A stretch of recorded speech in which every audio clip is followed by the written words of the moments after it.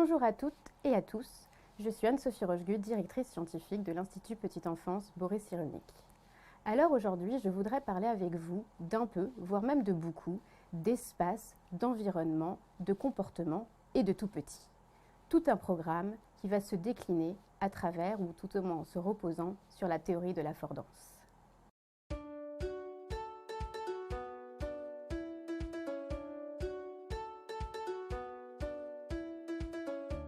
Vous avez sûrement regardé d'un œil très amusé ces tout petits qui peuvent passer des heures durant à jouer avec des cartons.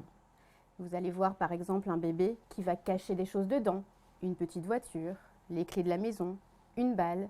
Vous allez voir cet autre qui va prendre le carton et le retourner. Qu'est-ce que ça peut faire? Ça peut nous transformer justement en formidable terrain de rallye, là encore de petites voitures. Ou peut-être justement que le bébé va essayer peut-être de s'asseoir dessus. Ce sera peut-être pas très solide, mais il va le faire. D'autres enfin vont prendre ces formidables cartons pour en faire de formidables chapeaux qu'ils mettront sur leur tête. Alors ces comportements, ils nous font sourire. Ils nous font rire aussi. Et puis ce que l'on voit, c'est surtout que les bébés ont énormément de plaisir à faire. Mais ce plaisir, il nous faut le décrypter. Alors bien sûr, s'il y a plaisir, c'est que les tout-petits sont en train d'explorer leur environnement, ce qui est déjà fondamental. Ça veut dire également qu'ils ont confiance, qu'ils se sentent sécurisés et qu'ils partent effectivement à la découverte de l'environnement et de ses objets. Pour autant, nous pouvons aller bien plus loin, ou en deçà peut-être, pour proposer une nouvelle approche. Une approche où on ne va pas simplement se dire « tel bébé a tel âge, donc c'est normal, c'est l'âge où il est capable de ramper, donc c'est normal qu'il va y faire ceci. Là, il est en l'âge de marcher, alors peut-être qu'il va vouloir découvrir cela. » Ces aspects vont être importants, mais il ne va pas suffire à dire au final pourquoi ce bébé, ces bébés toujours particuliers, décident finalement de s'amuser, d'explorer ou d'expérimenter tel ou tel objet. Ces aspects ne vont pas nous dire pourquoi certains coins, vous savez, parfois dans les salles, aussi bien dans une salle de crèche que parfois aussi chez les parents, il y a des espaces qui semblent inviter le bébé à venir. Des espaces qui semblent un petit peu avoir un côté niche, où le bébé va avoir plaisir à rester, à demeurer, à explorer, alors qu'il y en a d'autres qui vont être bien plus délaissés. Alors pour comprendre cela, le mot-clé va être justement l'affordance. L'affordance, c'est un mot un petit peu compliqué. Il faut savoir que c'est déjà un néologisme anglais. Il vient du verbe to afford, qui veut dire justement procurer, donner l'opportunité. Alors ça nous donne déjà un petit peu un indice. Telle chose va me procurer l'envie ou me donner l'opportunité de. Nous avons parlé du verbe to afford. On pourrait parler aussi de l'adjectif affordable. Pourquoi? Parce que cet adjectif veut dire abordable. Et là, je vais vous proposer une petite métaphore. Prenons par exemple un habit ou quelque chose que vous avez vu dans un magasin et vous dites « cet objet est abordable pour moi » ou au contraire, il ne l'est pas. Cet côté d'abordable justement va montrer la frontière entre j'ai envie justement d'aller à la découverte, j'ai envie justement de m'approprier cet objet ou au contraire, finalement, je vais passer mon chemin. Et notre idée, au quotidien, ça va être de donner justement l'envie à tous les petits, non pas de passer leur chemin, d'aller voir ailleurs, mais de leur offrir un environnement qui leur donne envie de l'explorer. Donc c'est James Gibson, donc le psychologue qui dès les années 70 justement a postulé et justement l'existence de l'affordance, en parle justement comme d'une relation complémentaire entre l'environnement donné et un individu particulier. Pourquoi? Parce qu'il n'y a jamais de réponse magique et il n'y a pas de réponse arbitraire. Prenez le fauteuil sur lequel je suis assise. C'est parce que justement il dispose d'une assise, d'un support justement qui va être à la hauteur de mes genoux que je vais avoir envie de m'y asseoir. Donc il y a bien une complémentarité entre ma propre hauteur et la hauteur justement de ce support. Pour autant, on le sait très bien, un tout petit ne réagirait pas comme moi. Il verrait ce fauteuil, il ne s'assierait pas dedans. Mais bien plutôt, peut-être s'il essaiera de l'escalader, s'il a déjà justement le niveau locomoteur pour ce faire, mais peut-être qu'il ira aussi chercher des choses, ou peut-être qu'il s'amusera aussi à se cacher derrière. Et là, on voit bien qu'effectivement, quand je parlais de perception directe, que c'est vraiment la perception de l'individu, avec à la fois ses ressources propres, son niveau développemental propre, mais aussi la manière justement dont les choses, des objets ou de l'espace qui vont lui parler, qui va adopter tel ou tel comportement. Donc James Gibson, il a vraiment ceci d'important, qu'il va vraiment nous rappeler que l'environnement n'est jamais isolé, de même qu'un bébé ne va jamais être isolé de son environnement, mais il y a toujours une rencontre, une rencontre qui est vivante et une rencontre que l'on veut parlante. Pour autant, James Gibson n'a pas forcément étudié ou analysé justement la notion d'affordance relativement au tout petit.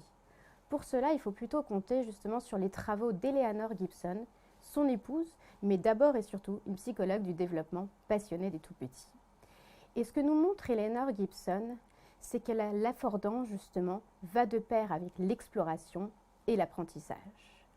En fait, plus un tout petit grandit, plus sa perception visuelle aussi va s'agrandir, la capacité d'avoir un champ visuel étendu, plus également il va pouvoir être capable de se déplacer, plus justement il va découvrir de nouvelles affordances et donc les apprendre. Or, apprendre une affordance, c'est-à-dire qu'apprendre qu'à partir de tel objet, il peut y avoir cette réponse ou cet appel à la réponse, c'est aussi mieux connaître cet objet et plus généralement, mieux comprendre et catégoriser le monde et se faire des attentes. D'où ce triplet exploration, affordance et apprentissage. Eleanor Gibson nous donne par exemple un indice, pas un indice plutôt, elle nous donne plutôt une indication en parlant justement de ces tout petits qui vont par exemple ne pas se rapporter un objet de la même manière. Prenons par exemple justement une petite balle. Eh bien, il se trouve que les tout petits au départ vont plutôt être portés à attraper cette balle, donc il y aura quand même ce caractère, cette affordance d'appel, mais avec cette balle qu'ils vont attraper, ils vont plutôt la mettre à la bouche. Alors que quand ils seront plus grands, ils vont plutôt avoir tendance à vouloir l'attraper avec les mains et à développer ainsi 1000 mouvements et améliorer leur motricité fine. Cette dimension d'appel peut sembler anodine. On se dit oui, c'est très bien, effectivement, il va changer de comportement. Mais il faut comprendre que derrière ce changement de comportement, il y a de véritables enjeux développementaux. Et il faut surtout saisir qu'il y a d'abord eu l'envie.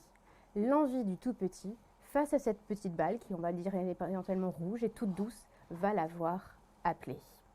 Maintenant que nous avons vu un petit peu de la théorie justement de l'affordance, avec cette idée à garder en tête, environnement, bébé toujours particulier, avec une invitation, une procuration, j'ai l'envie d'explorer, mais que l'on a vu aussi l'importance justement de l'affordance en termes d'apprentissage, apprentissage justement qui n'est pas simplement sur un objet particulier, mais qui va s'étendre en fait à la connaissance du monde des tout petits, il nous faut nous interroger sur notre pratique. Parce que oui, bien évidemment qu'on ne va pas pouvoir interférer sur ce qui va parler ou non à un tout petit. Pour autant, c'est bien nous adultes qui allons lui proposer l'environnement au sein duquel il va évoluer. Et quand je parle d'évoluer, je parle justement de tout l'espace, donc l'espace à la fois extérieur comme l'espace intérieur, comme l'aménagement finalement de chaque meuble. La réflexion sur l'aménagement en soi n'est pas nouvelle. Un certain nombre d'auteurs en ont parlé en la rattachant notamment à la notion d'attachement.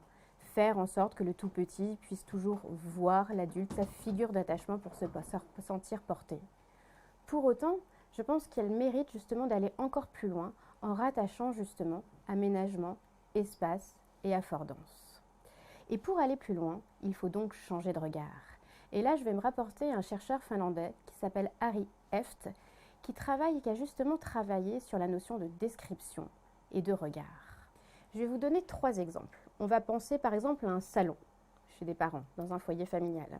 On va penser également à une salle qu'on peut trouver par exemple dans une structure d'accueil, et puis on va penser à un espace extérieur.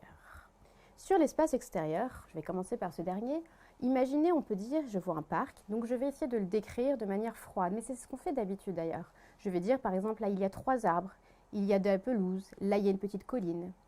Sur la salle de la structure d'accueil, je vais parler en disant que peut-être là vous avez un tapis ou un espace bébé, là vous avez une petite table, des chaises, là vous avez un coin avec des Legos. Et puis, pour revenir justement au salon familial, je vais pouvoir également dire il y a une table, il y a un canapé, il y a encore une petite table basse, il y a une table de chevet. On peut ainsi décrire, mais quand on décrit ainsi, on reste très froid. On va finalement lister les objets, mais en listant seulement les objets, on ne dit absolument rien de ce qu'ils vont inviter justement chez tel ou tel individu. Or, ce que l'on veut, c'est que ce salon, c'est que cette salle de crèche ou même cet espace extérieur puisse parler, inviter au tout petit. Autrement dit, il faut sortir de ce côté liste froide et neutre pour entrer dans une version dynamique.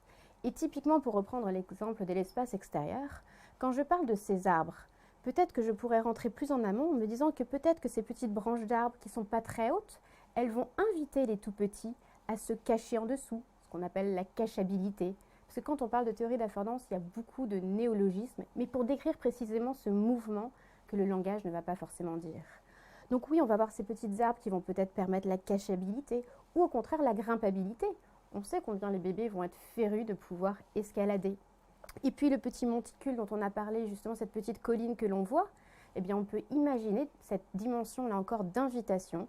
Ça va être invitation à faire rouler une petite voiture ou au bébé justement d'essayer soit d'escalader ou au contraire de se laisser descendre. Si on revient justement à notre salle de crèche, là encore, définir simplement l'espace, ce coin, par exemple ce coin dinette ou autre, ne suffit pas. Et c'est d'ailleurs pour ça, le fait qu'il y ait simplement une installation d'objets, mais qu'il n'y ait pas forcément cette réflexion sur l'invitation, sur la procuration, sur l'envie effectivement, ou la dynamique, le mouvement qui va être en jeu, que finalement ces objets ne vont pas se retrouver véritablement investis par les bébés. Le tapis, avons-nous dit? Oui, mais ce tapis, comment est-il? Est-il grand? Est-il étendu? Ou est-il tout petit? Un tapis qui va être tout petit, par exemple, si on pense à un tout petit qui va commencer à se tenir debout, à vouloir marcher, s'il est trop petit, ça veut dire que le bébé va être limité. Alors cette limite, ça va être une limite de son exploration et une limite aussi de ses possibilités à aller voir plus loin, à découvrir d'autres choses. Et pour reprendre l'exemple du salon familial, le canapé ou la table, d'ailleurs la table basse, si elle est prête à accueillir notre café, un petit verre le soir, ou le canapé nous accueillir le soir, de la même manière, pour un tout petit, ça ne va pas faire la même chose. Il n'y a qu'à voir justement combien les bébés vont adorer se passer en dessous, donc là encore se cacher ou explorer. Il va toucher les pieds de la table, vraiment les manipuler, les regarder, repartir, revenir. Et ce qui compte véritablement, c'est de vraiment sentir et de cerner comment tel objet, quelle disposition, quel aménagement va appeler à tel ou tel comportement. Mais là encore, il n'y a rien de figé. Pourquoi? Parce que même si les bébés vont globalement avoir des perceptions qui vont être plutôt semblables, contrairement à celles justement que nous pouvons avoir adultes, chaque tout petit va avoir sa perception. Là, on peut se rapporter au niveau développemental. Effectivement, selon qu'un bébé puisse rester simplement assis, ou qu'il puisse ramper, ou se mettre debout, effectivement, le monde sera différent. Donc, les affordances possibles seront différentes. Qu'est-ce que cela signifie plus profondément? Oui, il faut changer notre regard, être capable justement de cerner ou de saisir ce côté mouvement, ce côté de dynamique, ce côté de dialogue entre l'environnement et le bébé. Mais plus généralement aussi, cela nous invite à penser au-delà de l'esthétique. Alors là, je lance un petit appel aux concepteurs ou designers justement d'espace pour bébés. Bien sûr que quand c'est joli, cela nous fait plaisir à nous, adultes. Mais malheureusement, ce qui peut être très joli ou très beau, ce n'est pas forcément ce qui va parler au bébé. C'est bien souvent au contraire ce qui peut le freiner dans cette invitation. Et si vous voulez une analogie, vous n'avez qu'à penser justement à ces très beaux espaces qu'on va retrouver par exemple dans des magazines de mode. On va se dire waouh, c'est superbe, oui, mais ça reste froid. C'est des espaces qu'on ne saurait pas habiter, dans lesquels on ne se sentirait pas à l'aise pour évoluer, qu'on ne voudrait pas toucher et qu'on ne pourrait pas explorer. Pour le bébé, il en va de même. Faire un très bel espace, par exemple dans une structure de crèche, effectivement, quand les parents ou autres viennent la visiter, tout le monde se dit waouh, c'est très beau. Oui, mais au-delà du très beau, comment ça se passe au quotidien? Dans quelle mesure justement les tout petits peuvent s'approprier cet espace? Voilà une question qui est importante à se poser. Je vous ai parlé du caractère d'invitation de l'environnement. Maintenant, je voudrais faire une différence importante entre les affordances potentielles et les affordances réalisables ou actualisables. Qu'est-ce que je signifie par là? Eh bien, me référant à un autre chercheur, Päivi Lindberg, je voudrais signifier qu'effectivement, dans un environnement, un espace donné, il y a tout un panel d'affordances possibles. C'est ce que j'appelle justement le potentiel d'affordance.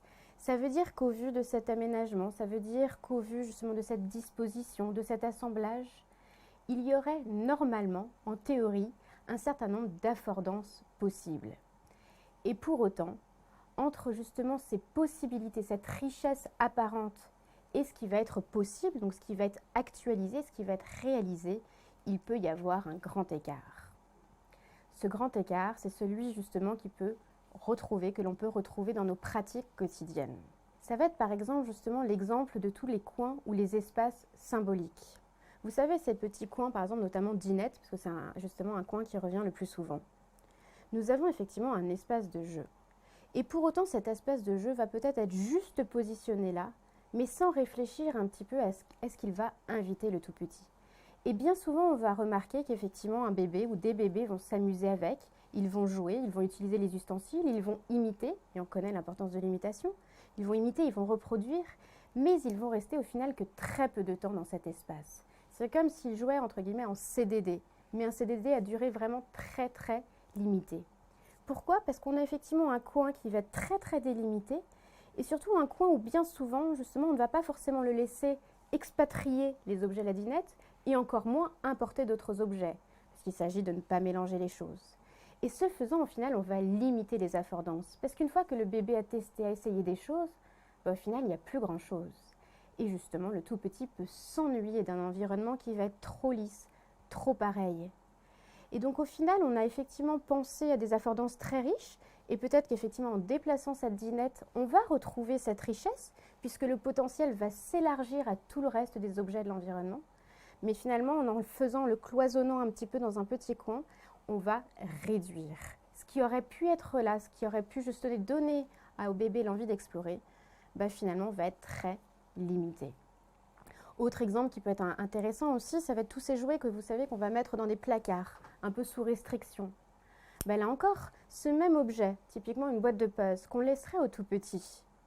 Le tout petit, effectivement, il ouvrirait cette boîte, il pourrait découvrir les morceaux. Alors effectivement, oui, il ne mettrait pas forcément les morceaux au bon endroit. Mais pour autant, ça ne lui en prendrait absolument pas, ça ne l'empêcherait absolument pas d'apprendre. Parce qu'en explorant, en découvrant, en utilisant justement ce morceau peut-être sur autre chose, là encore, il serait dans une exploration.